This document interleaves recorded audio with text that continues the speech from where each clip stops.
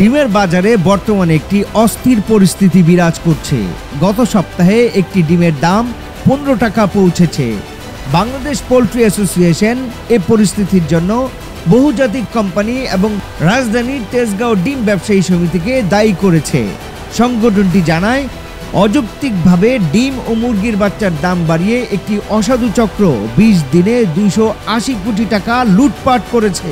বিপিএর সভাপতি মোহাম্মদ সুমন হাওলাদার শনিবার গণমাধ্যমে পাঠানো বিবৃতিতে বলেন, দেশের ডিমের বাজারে অস্থিরতা চলছে, যার ফলে সরকার দাম নির্ধারণ করতে বাধ্য হয়েছে। তবে কৃষি বিপণন অধিদপ্তর কোনো প্রান্তিক খামারকে দাম নির্ধারণের ওয়ার্কিং গ্রুপে অন্তর্ভুক্ত করেনি। তারা শুধু কর্পোরেট গ্রুপগুলির পরামর্শে দাম নির্ধারণ করেছে। বর্তমানে ডিমের দাম 15 টাকায় পৌঁছেছে।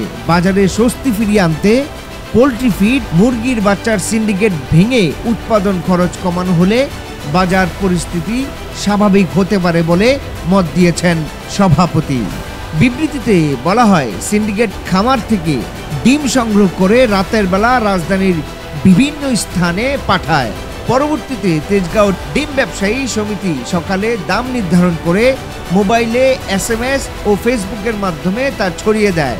এই প্রক্রিয়ায় 100 ডিমে 10 থেকে 20 টাকা কমিয়ে 7 টাকা প্রতি পিসে দাম নির্ধারণ করা হয় এবং পরে আবারও 15 টাকায় উন্নীত করা হয়।